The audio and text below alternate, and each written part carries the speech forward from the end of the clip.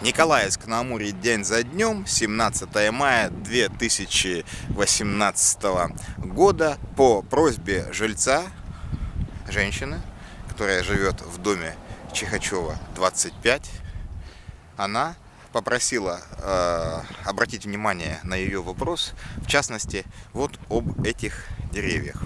Она попросила, чтобы главнюки муниципалитета и службы, которые отвечают за это, подрезали вот эти вот деревья, чтобы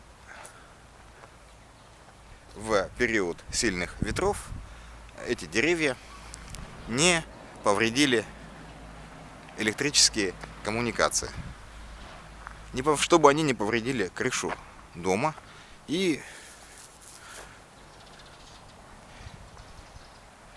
не нанесли никаких повреждений, потому что тополя довольно старые, подрезка, в общем-то, необходима. Но от себя лично добавлю, что прошу учесть такой небольшой момент.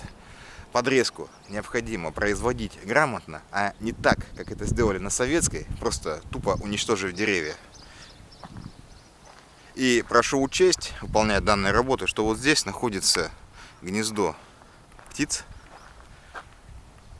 И к этому необходимо отнестись очень внимательно. Птиц и так осталось очень мало. Возможно, в Николаевске на Амуре обитают последние птицы мира. Николаевск на Амуре день за днем. Вопрос жителя по улице Чихачева 25. Подписывайтесь.